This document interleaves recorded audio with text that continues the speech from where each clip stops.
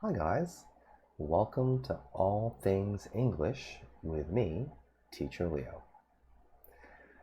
Before we begin, let's go over some tenses. Just a second ago when I welcomed you to the channel, I was talking. I'm talking right now, and I will be talking as we continue this lesson.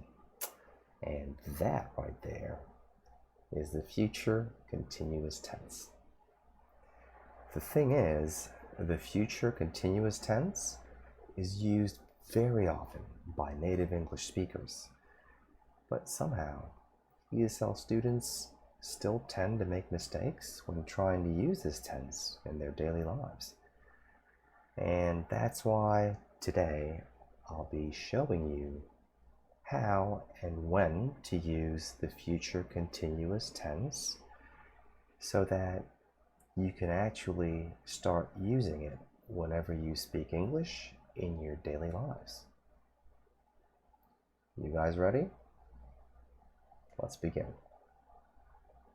Okay, so first things first, how do we form the future continuous tense? To form it, we just take a subject, then add the helping verbs will be plus the present participle of a verb. That's the verb in its ing form. So just remember, subject plus will be plus verb ing. Okay? For example, I will be teaching. You will be learning. I will be talking. And you will be listening. If you want to use and understand the future continuous correctly, you should familiarize yourself with contractions, because native speakers frequently, if not always, use contractions. Also known as short forms, contractions are shortened words. It's when two words are shortened and are put together to form one new word. For example, I and will can be combined to create the shorter word I'll. You and will becomes you'll. He and will becomes he'll. She and will becomes she'll, and so on. One important thing to remember when using the future continuous is that, in general, we don't use it with stative verbs. A verb is considered to be stative if it expresses a condition or state of being rather than an action. For example, in the sentence, Scott likes pepperoni pizza, we can see the stative verb likes that describes Scott's opinion of pepperoni pizza. But we can't say, Scott will be liking pepperoni pizza. The mansion has 5 bathrooms. We can't say, the mansion will be having 5 bathrooms. I recognize her face.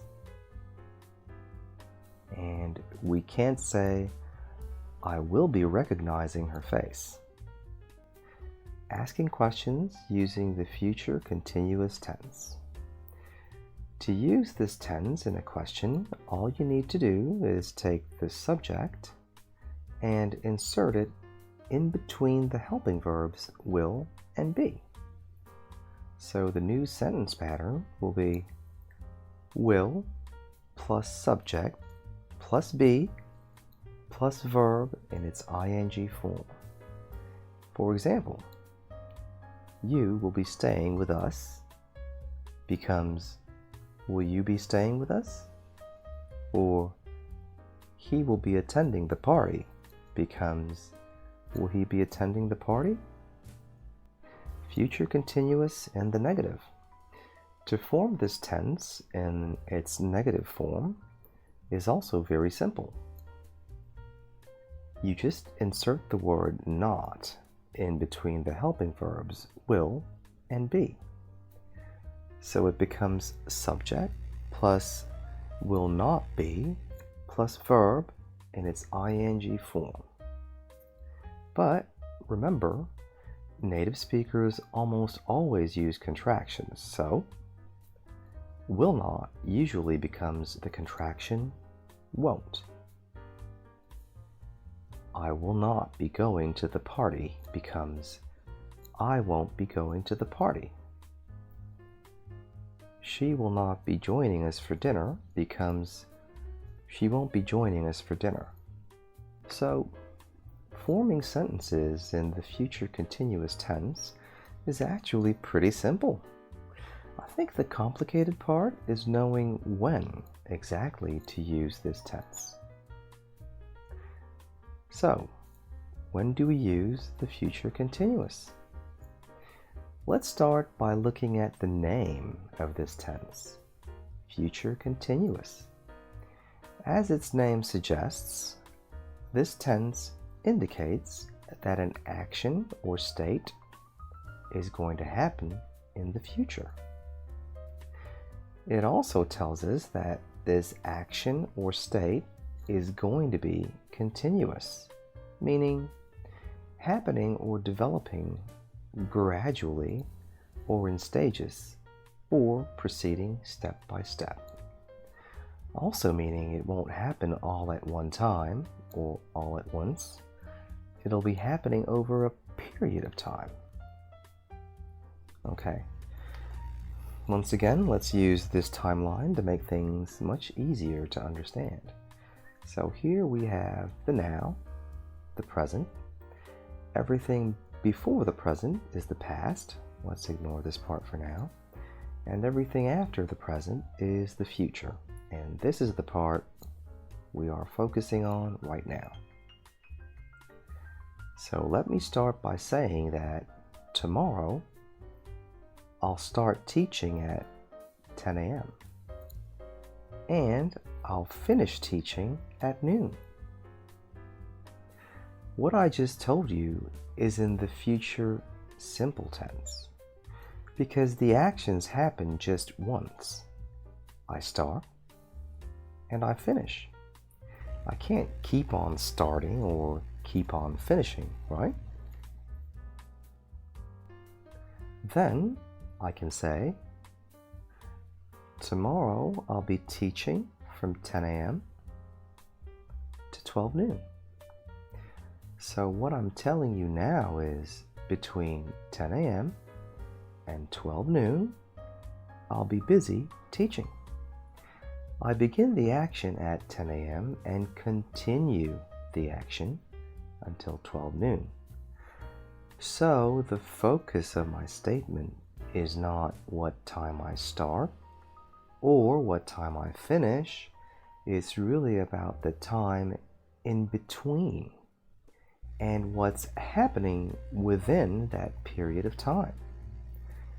This is the main reason we use the future continuous tense, to say something will be in progress at a particular moment in the future, and it won't happen all at once.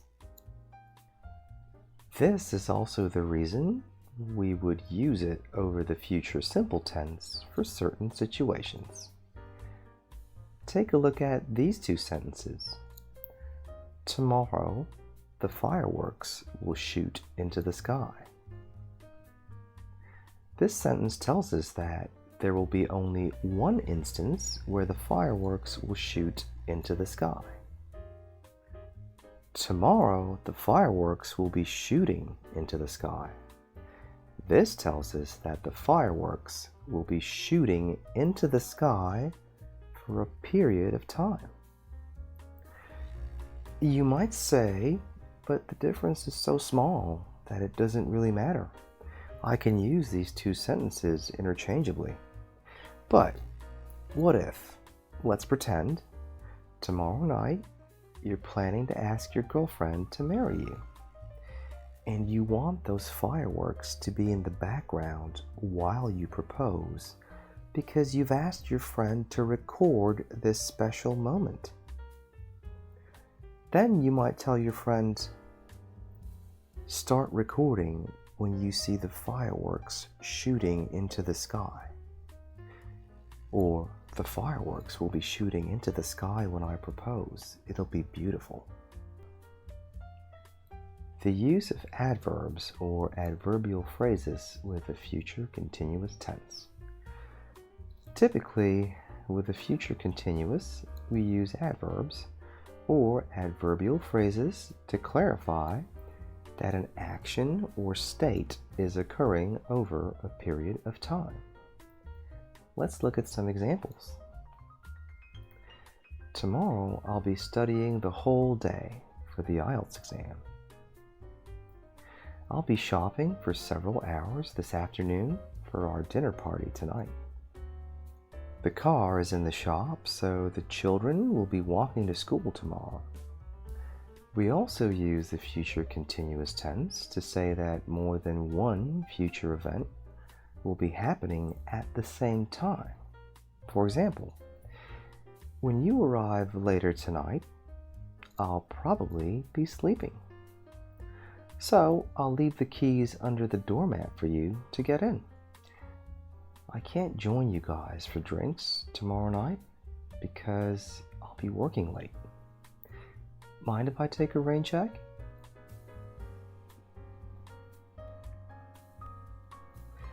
Another common use of the future continuous is when we want to politely ask for information about the future. For example, good evening. How long will you be staying with us? For those of you who are frequent travelers, you've probably heard this many times before when checking in to a hotel. Now, the hotel receptionist could just say, "How many nights are you staying with us?" But as you can see, it does sound a bit informal, right? Or let's say you have a guest at home, your coworker or one of your friends or somebody you're dating, and you're wondering if he or she is going to eat dinner with you. So you can politely ask, "Will you be having dinner with me?" I think it sounds much better than, "Are you going to eat dinner with me?" And I guess that's it for now. Thanks for watching. I hope you guys enjoyed the video. And more importantly, I hope you learned something new. Please subscribe if you'd like to see more lessons like this one every week. And click that like button if you enjoyed this particular lesson. Okay? Have a nice day, and I'll see you next time.